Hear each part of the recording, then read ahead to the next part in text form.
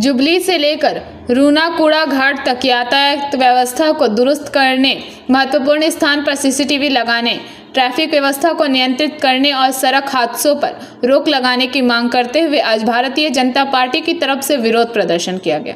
Bharatiya Janata party नेता अरिजीत राय ने कहा कि पश्चिम बंगाल में पुलिस प्रशासन सिर्फ ममता बनर्जी के मुस्कुराते तस्वीर को दिखाकर सेफ ड्राइव सेव लाइफ के नाम पर लोगों को बेवकूफ़ बना रही है, लेकिन यातायात व्यवस्था को दुरुस्त करने के लिए जो इंतजाम करने की आवश्यकता है वह नहीं किया जा रहा है। प्रतिदिन नित्य যাত্রীদের দুর্ঘটনার শিকার হতে হচ্ছে এবং তার সাথে সাথে এই বারাবণী এলাকার জুবলি টু রুনাকুড়া ঘাট এই যে রোড, এই রোড এত ব্যস্ততম যান চলাচলে এবং ধরুন 3 দিন পর পর দুর্ঘটনায় 4 জনের মৃত্যু ঘটেছে, কিন্তু প্রশাসন নিশ্চুপ নিরুপায়। ওরা শুধু সেফ ড্রাইভ সেভ লাইফের নামে ওই মমতা ব্যানার্জির হাসি মুখের ফটো লাগিয়ে শুধু শো অফ করে বেড়াচ্ছে, তাতে মানুষের পথ নিরাপত্তা সুনিশ্চিত হবে না।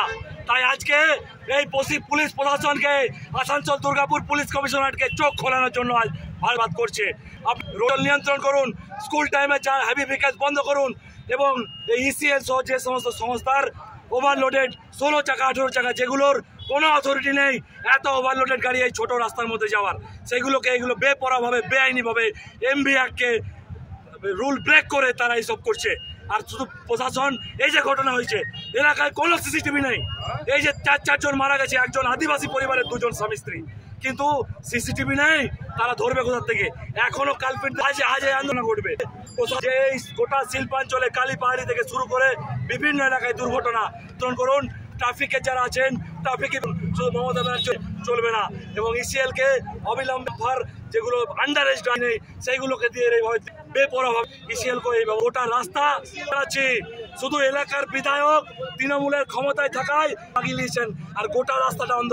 এই যতক্ষণে গোটা রাস্তা পুরো স্ট্রিট লাইটে ভরিয়ে দেওয়া হচ্ছে, রাতের বেলা যদি আলো জ্বলে সেইখানে মানুষের কিছুটা নিরাপত্তা বোধ করবে, যারা বাইক আরোহী যারা মহিলারা যান তারাও নিরাপত্তা বোধ করবে এবং সিসিটিভির সংখ্যাটা বাড়লে যদি কোনো দুর্ঘটনা ঘটে এমনকি যদি কোনো ক্রাইম ঘটে সেই ক্রাইমও আমরা ধরতে পারবো, কালপিটদের ধরতে পারবো। এটাই আমাদের আওয়াজ। যদি প্রশাসন আমাদের এই দাবিগুলো না মানে যদি आसनसोल से बीजू मंडल की रिपोर्ट पीवीटीवी न्यूज। नियमित अपडेट एवं दुनिया भर की ताज़ा खबरों के लिए हमारे फेसबुक पेज को फॉलो एवं यूट्यूब चैनल को सब्सक्राइब करें।